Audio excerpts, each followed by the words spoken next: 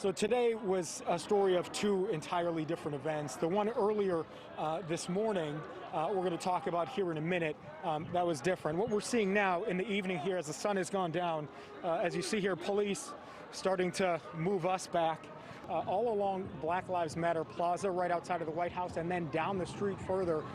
It has gotten ugly, frankly. We have seen clashes between both anti and pro-Trump supporters.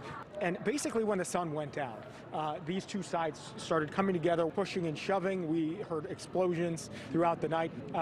It progressively started to get worse. I have to say, earlier in the day, it was a different story. We had people from all over the country celebrating the president, and it was relatively peaceful, doing a march, essentially, from near the White House down onto the Supreme Court and then back to Freedom Plaza.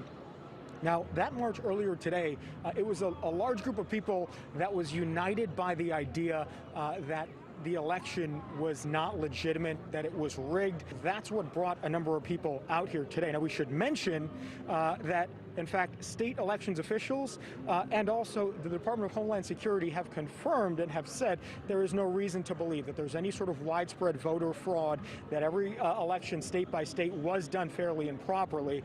Nonetheless, that distrust is what united people and brought them out earlier today. I want to let you listen to a couple of people who we talked to and why they felt compelled to be here in Washington.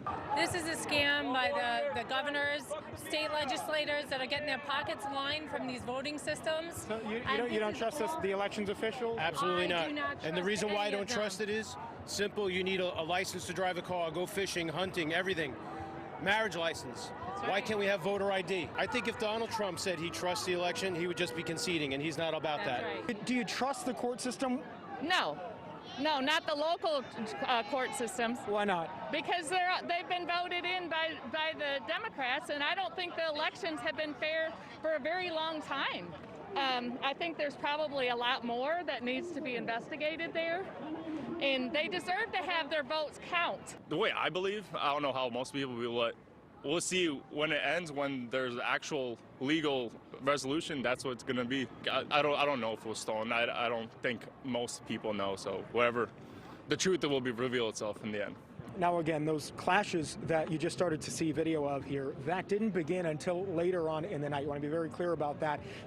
It seems that a lot of people have been gathered here outside of the Capitol Hilton. We did see a little bit of pushing and shoving that was happening here. Police quickly closed in on it. And again, police in heavy numbers have been trying to shore up their boundaries and try to separate these groups. You can't be everywhere, and so we're hoping for everyone's sake that they can keep this situation at least a little bit more calm than it has been, and that we can sort of bring the tension down. Hopefully nobody gets hurt, because that is what we are seeing both at earlier in the day and then now as the situation has gotten progressively worse.